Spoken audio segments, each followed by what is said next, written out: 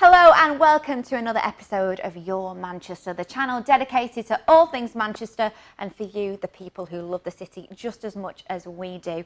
Well, what have we got in tonight's episode? Well, I have to say, we've got loads going on. Who needs Belinda? Belinda who?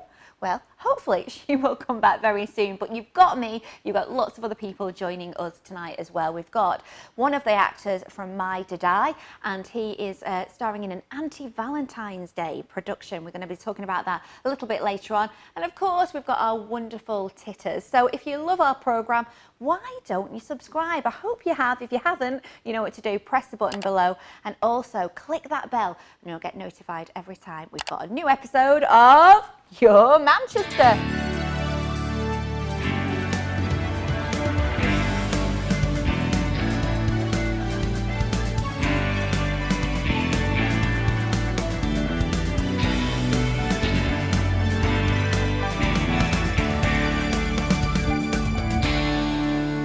Well, now that Christmas is over, aren't you just sick of seeing all the Valentine's Day cards? If you've had enough already, like I have, especially now we're into February, I have got the perfect antidote for you. It is a production called Mydidae, and joining us here in the Your Manchester studio, we have got the star of that production, and he is called David Gregan Jones. Welcome to the studio. Hi. I'm really excited about this because we get all kind of gushy things around this time, and this is really intriguing because this is a relationship at its raw point, isn't it? It is. Yeah, Mydidae is a play about a couple who, on the anniversary of a devastating event, try and do something to forget, move on. It goes wrong. You will be left feeling very grateful for what you've got. But you know, talking about it that way, I think it kind of is an antidote to social media and what we're seeing at this moment, because people put kind of like those rose-coloured glasses on, those pictures on Instagram, on Facebook of the best of them.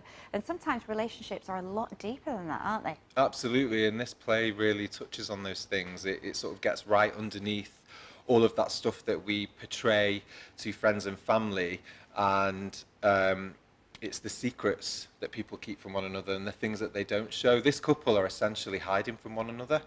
And I think a lot of people will see themselves in that we're not always open about who we are, even to the people that we're closest to. And this play really sort of hits that nerve. Now, you're not actually hiding from each other, though, in this play very much, No. Because you're in a bath. Yes, it's set in a bathroom. And it is just two. It's just two yourself people. and the other actress, Holly J. Holly J. Bowes, yeah, Yeah. who was in Hollyoaks. She was in No Offence. She's a great actress. We're having so much fun like working together. But she and I, take a bath together, fully naked, no holds barred. So as you can imagine, in the Hope Mill in February, that is going to be a feat in itself. Being an actor is about being vulnerable and showing the ugly side of people and the happy side. But yeah, showing the things that we don't always like to see. It's like holding a mirror up to society, and this play really does that. So when we sort of read the script, we were really excited by it, but ask me that, in a couple of days when I've been naked on stage. I might not, we'll see what the reviews say. Well, I've got to say, talking about the script, I know it bowled you over, and you know, that was one thing that you wanted to get on board and do it for, because it's by BAFTA award-winning Jack Thorne, Yes. the guy behind Skins, the guy behind This Is England, the guy behind the Harry Potter, Cursed Child. Yeah.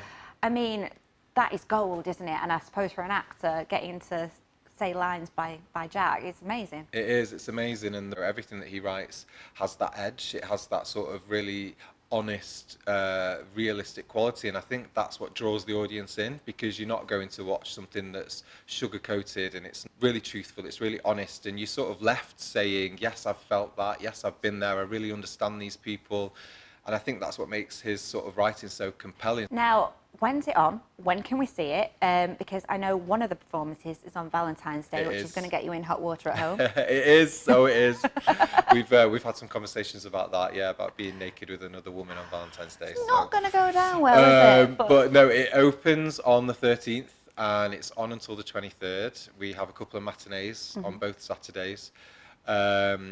And so it's going to be exciting. Oh, brilliant. That sounds absolutely fantastic. So keep that up, and get to see one of Wonder House Theatre productions, because they sound brilliant. And if you're free on Valentine's Day, that'll be a good date. Get to seem naked. Thank you. Please come again, David. It would be really nice chatting to you.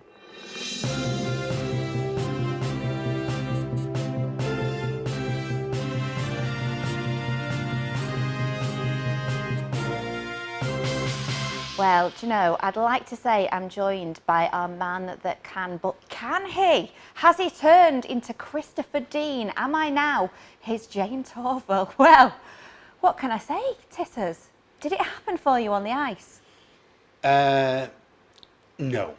What I need to explain is we challenged you, didn't we, last week, yes. to go and do a bit of Titters on ice rather than dancing on ice, because we're all watching that at the moment. We love the programme. And it was your first time on the ice. Yes, I popped my cherry on the ice, as they say. Yeah. And was it fun? Fun's not a word I necessarily use because the fear factor comes into it quite a great deal. But the whole event, dead easy parking, dead easy to get to. I went to Altrincham Ice Rink, by the way. Brilliant. Had to hire the boots, obviously. Bit of a queue getting in and loads of birthday parties going on. Oh, I see. You know, Yeah, got I the used to go to ice skating parties when I was young. I loved it because you've got the music on. And yeah. Then went along and did my boots. Unfortunately, the floor's a little bit wet because people have come off. So by the time you're putting your wet feet into your boots, wet socks. That's a bit of a downside. See, I should have told you always wear double socks. Yeah, I've learnt that now. Yeah. Were you like Bambi? That's what I want to know. I'm not got on the ice yet. This was just walking to the side. Well, look, quite impressive, waiting to go on ice. And I was just raring to go. And then they came to, smooth the ice out? Oh, yeah. So the whistle went, everybody came off the ice. And we all stood waiting while the machine went over and did all that. It takes about 10 minutes. And you just got your momentum, haven't you? I was like, I was wrought with anticipation. And then I got on the ice.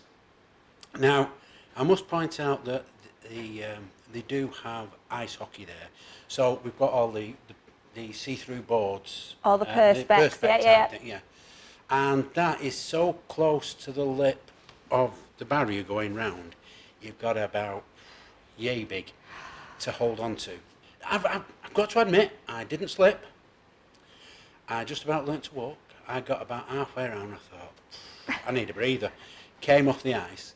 And unfortunately, my friend Gillian, who I'd gone with, she'd found a gap where there's none of this perspex. And so there's a nice little piece of footage of me doing my magnificent step.